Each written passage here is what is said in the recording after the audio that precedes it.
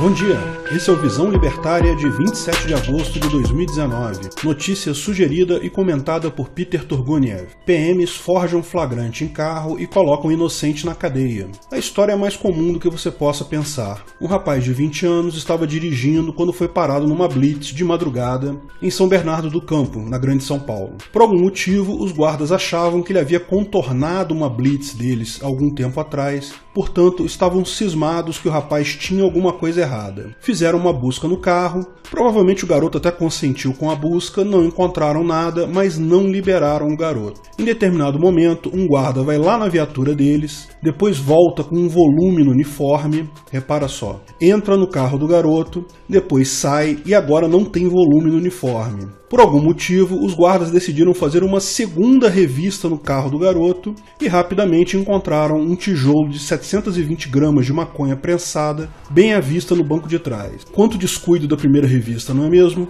Lógico, ele foi em cana por tráfico de drogas. Isso aí é o que se chama de flagrante falso. A sorte desse garoto é que uma funcionária do condomínio na frente filmou tudo. Depois, pela placa do carro, procurou a família do garoto e entregou a filmagem. Felizmente, o garoto, depois de várias semanas na cadeia, foi solto e os guardas agora respondem pelo crime. O garoto se mudou de São Paulo, está absolutamente traumatizado com a história, não tinha feito nada de errado e por mera filha da putagem de maus policiais, teve sua vida destroçada. Se você acha que polícia, mesmo quando erra, tem razão, é porque a pessoa deve ter feito alguma coisa errada. Cuidado, hein? Um dia isso pode acontecer com você. Agora se perguntem aí quantos casos iguais a esse não tiveram a sorte de alguém ter filmado a ação e entregado a prova. Isso é muito mais comum do que se pensa. Se não tiver filmagem, é a palavra dos policiais contra a palavra do garoto. Acabou, meu amigo, sem chance. Lógico, o mais provável é que os policiais achavam que estavam fazendo o certo. Na cabeça deles, o rapaz era o cara que tinha furado a blitz, então ele devia ser culpado de alguma coisa mesmo. Só que não era. E se não tivesse a filmagem, o garoto que não tinha feito absolutamente nada errado, podia ser você, podia ser eu, estaria numa cadeia cheia de traficantes de droga com a vida destruída por isso. Lógico, do ponto de vista libertário, mesmo que você estivesse com drogas no carro, e daí? É seu, não foi roubado, qual o problema? Mas lembre-se que a máfia que domina a região de Banânia ainda é muito forte e é preciso saber como evitar ser sacaneado por maus policiais. Veja, mesmo o guardanapo sujo de Banânia foi violado aqui. Policiais só podem fazer revista no seu carro se tiverem suspeitas fundadas de crime. Eles precisam ter alguma evidência disso. Ou se tiverem uma ordem judicial, lógico. Ou ainda se o dono do carro consentir. Muitas vezes, por isso, o guarda vai perguntar se pode fazer a revista. Você pode simplesmente dizer não, mas lembre-se, você está numa rua deserta, cercado de pessoas armadas. É melhor ser o mais diplomático possível. Poxa, meu amigo que é advogado falou que vocês não poderiam fazer isso sem um motivo. Você se importa de eu ligar para o meu advogado para ele vir aqui acompanhar a busca? Em 30 minutos ele chega aqui e eu fico mais tranquilo. Sim, você quer ser precavido, tenha sempre o número de um advogado amigo para ligar no seu celular, hein? Advogados são uma raça pestilenta, socialista e cara, concordo, mas tem situações que são melhores que as alternativas. Além disso, para fazer a revista, o guarda não pode te impedir de acompanhar a revista e até de filmar se você quiser. De fato, a recomendação é que o guarda até chame uma terceira pessoa isenta para acompanhar a revista. Mas lembre-se do que já falamos aqui. Se você está no meio da noite, parado numa blitz, é um erro gritar com os policiais que eu sei os meus direitos, vocês não podem fazer isso. Cara, seja inteligente. Os caras têm um monte de armas e pior, tem um negócio chamado presunção de boa-fé. Se eles quiserem te sacanear de verdade, eles vão. Então seja educado, reconheça a superioridade de forças do inimigo no momento e busque a diplomacia. Jamais seja arrogante. Poupe suas forças para contra-atacar onde você tem mais chance, na justiça, depois. Se ele falar que vai revistar mesmo assim, mesmo sem sua autorização, pergunte se você pode filmar, seja razoável. Lembre-se que nem todos ali podem querer te ferrar. Existe a chance de um daqueles guardas ali querer sim te ferrar, só porque não foi com a sua cara, é um fato, mas outros guardas não necessariamente vão querer participar de um flagrante falso. A melhor coisa é não hostilizar ninguém. Se você hostilizar os caras, todos ficarão contra você e você facilitou a vida daquele cara que quer te ferrar. Se por outro lado você for humilde, pedir, nunca exigir, tem uma chance maior de você sair dessa com menos problemas. Outra dica importante: consumo de drogas não é crime. Crime é transportar droga para outros, comercializar droga, etc. Sim, o STF não descriminalizou ainda, mas desde a última lei, desde 2006, na prática, se você for pego com drogas para consumo próprio, em pequena quantidade,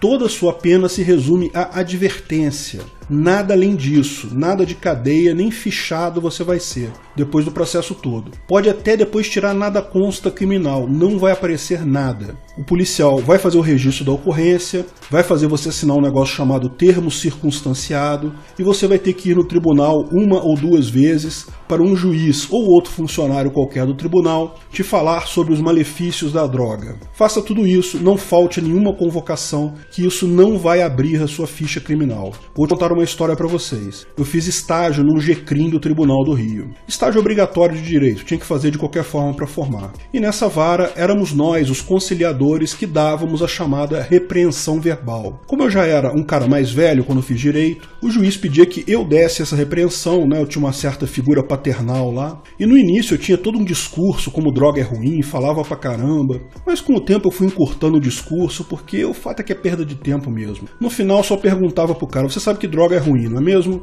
Não vai fazer mais isso não é? Então tá bom, assina aqui, tá liberado. Depois o cara assina o recibo para avisar que foi repreendido e acabou o assunto. Cara, teve um dia que chegaram 2 garotos do Borel lá para tomar repreensão, por posse de maconha. Os garotos deviam ter 18 a 19 anos, não mais do que isso. Cara, os garotos riam o tempo todo. Eu fazendo todo o processo lá, separando os documentos, avisando o Ministério Público, fazendo a repreensão, e os garotos rindo, mas rindo a gargalhada. Tava na cara que deram um tapa antes de entrar no tribunal. Eu juro que tive que fazer força para não rir também. Mas o ponto importante é, isso se a droga for sua para consumo próprio. Para não ter dor de cabeça, diga sempre que a droga é sua e para seu consumo. Você não vai ter nem ficha criminal se for a primeira vez, na verdade se for as 3 primeiras vezes. Por isso, os policiais vão sempre tentar fazer você dizer que a droga era de outra pessoa ou que você estava levando a droga para outra pessoa. Não caia nessa. Pegaram um baseado no seu carro, mesmo que não seja seu, mesmo que tenha sido aquele seu amigo retardado que deixou lá.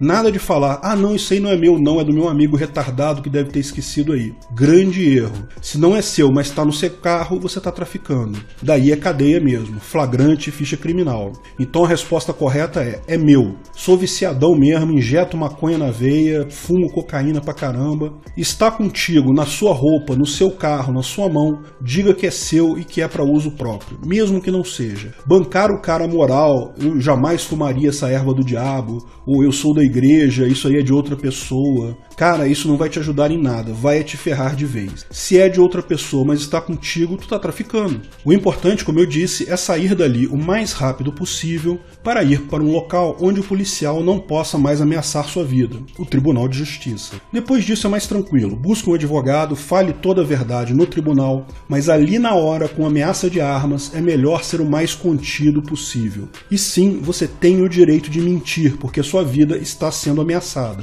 Alguma dor de cabeça sempre vai ter. Quem manda pagar imposto, não é mesmo? Mas escolher bem é importante. Outro truque que policiais usam é quando estão 2 pessoas fumando um baseado e daí ele pergunta quem arrumou o baseado para quem. Lógico, se um falar que ele arrumou para mim, quem arrumou é o traficante. Pelo menos um vai em cana. Melhor falar que cada um arrumou o seu e só quem tá fumando é o cara que tá com baseado no momento da batida. Ninguém levou nada para ninguém. E como você conseguiu esse baseado? De quem comprou? Não lembro. Lógico, por isso que o policial, ao forjar flagrante, sempre vai colocar muita droga, um tijolo, como o caso do rapaz da matéria. Com um tijolo de droga no seu carro, lógico, não tem muita saída. Se o guarda quiser fazer a revista de qualquer jeito, não deixar você chamar um advogado, nem deixar você filmar a revista, pelo menos fique atento. Se ver algo estranho, fale para os outros policiais, sempre educadamente, não compre briga. Lógico, se todos ali estiverem querendo te ferrar, meu amigo, tu tá ferrado mesmo. Mas o mais comum é que tenha um policial mais sacana que os outros. Se você prestar atenção o tempo todo e ver o cara colocando alguma coisa lá e avisar outro policial, existe pelo menos uma chance disso te salvar. Como meu professor de penal Juvenal sempre falava, quando você está sozinho no meio de um monte de gente armada, não é hora de peitar os outros e cobrar seus direitos. Saiba a hora certa de contra-atacar. Notícia sugerida por Gabriel Gaut e comentada por Dr. Smith. Por que alguns estudiosos gadosos dizem que o capitalismo, como conhecemos, está chegando ao fim? Depois de realizarem um estudo encomendado pela ONU, para surpresa de absolutamente ninguém, um grupo de especialistas gadosos finlandeses chegou à conclusão de que o capitalismo atual está indo em direção a seu inevitável fim. Que estranho, me lembro de ter visto algo do tipo escrito em um pedaço de fezes defecado por um barbudo sem cérebro no século XIX. Deve ser só coincidência, não é mesmo? É absolutamente incrível como mesmo depois de provado que as ideias de Marx estavam erradas em sua premissa básica, ainda tem gente que acredita naquela pilha de papel higiênico venezuelano chamada de O Capital, e sua profecia totalmente encabida de que capitalismo é só uma fase passageira do mundo. Mas bom, os senhores bovinos gadosos utilizaram como desculpa da vez o evidente fim da energia barata. De acordo com o economista de alcunha Paavo Jarvenzivo, ou Pavão Socialista, como preferir, que auxiliou na elaboração do estudo, o capitalismo depende diretamente da energia barata para funcionar e se desenvolver. E essa energia fácil, a qual ele associa aos combustíveis fósseis, será impossível por causa das massivas mudanças climáticas e do consequente fim desses recursos, que, de acordo com ele, acontecerá em 15 ou 30 anos, tempo que o Pavão afirma teremos para reconstruir nossa infraestrutura. Entretanto, sabemos que o capitalismo, o livre mercado, vai muito além da energia barata. Ele é composto pelas trocas voluntárias entre indivíduos e, ao contrário do que o especialista diz, essas interações econômicas não tiveram seu início há 200 anos, datando, na verdade, de antes de Cristo, ou, de acordo com alguns autores, de antes mesmo das primeiras vilas se formarem. E, bom, pelo que eu saiba, não existiam termoelétricas nesse período. O estudo ainda considera as teorias atuais como inadequadas para adequação a fontes não provenientes do carbono, já que essas teriam sido formuladas durante a era da abundância elétrica, basicamente dizendo que por causa da época em que foram criadas, não possuem tipo um lugar de fala sobre a questão dos combustíveis. Pavão Socialista, obviamente, chama pelo Papai Estado para resolver isso e salvar a humanidade. O mercado já se mostrou incapaz de solucionar o problema energético e ainda muge. O Estado deve tomar o protagonismo. Por incrível que pareça, o espírito ditatorial do Pavão é de tamanha magnitude que ele deseja controlar até mesmo o que as pessoas devem comer e como elas devem se locomover. Segundo ele e o grupo dele, os meios de transporte devem ser baseados em eletricidade. Andar de bike, usar biocombustíveis como etanol? Não, senhor bovino. Os especialistas já decidiram que você terá que usar transporte elétrico, se quiser e puder pagar. Do contrário, terá que andar a pé mesmo. Já a alimentação, bom, devemos progredir uma alimentação cada vez mais vegana. Sabe aquele bife gordo, aquele churrasco no fim de semana? Infelizmente, o Pavão e sua trupe não apoiam. Talvez façam isso por terem medo de serem os próximos bovinos a serem abatidos para o churrasco. Essa é a única explicação lógica para tal pensamento. Veja bem, se você prefere um estilo de vida com alimentação vegana, quiser tentar convencer pacificamente as pessoas a te seguirem, é seu direito, eu te respeito e te apoio. Contanto, claro, que não deseja acompanhar o exemplo do Pavão e pedir para governos obrigarem a outros a aderirem a esse modelo de vida também. E se já não fosse ruim o bastante, o grupo ainda considera que os estados e governos são os únicos atores com legitimidade e capacidade para tocar essa série de mudanças, utilizando ainda como argumento que é necessário um planejamento, uma coordenação e um financiamento que não existem no momento. Sinceramente, tenho dificuldade de entender de onde vem a legitimidade e a capacidade citadas, já que para começo de conversa, a agressão a pessoas pacíficas nunca é legítima. Além de querer te obrigar a seguir um comportamento X ou Y, apontando uma Glock na sua cara, sempre será algo objetivamente errado, independente de ser praticado pelo governo, pelo PCC ou qualquer outra máfia. Afinal, o tamanho de uma quadrilha não a torna ética. Já a capacidade, qualquer pessoa que já tenha usado os Correios ou o SUS conhece muito bem. A capacidade de um governo para tomar qualquer decisão pode ser comparada à capacidade lógica de uma ameba. Não importa o quanto você torça por ela ou deseje que ela tome decisões lógicas, o máximo que vai conseguir é contrair uma amebíase. Para finalizar, o Pavão ainda considera que os impostos no carbono são modestos demais, basicamente pedindo para os reis do gado aumentarem as taxas de chicotadas, revelando ainda tendências sadomasoquistas da esquerda contemporânea. Se você quer ser mais chicoteado, eu não tenho nada contra isso. Fique à vontade, só não ache que eu vou embarcar nessa canoa furada.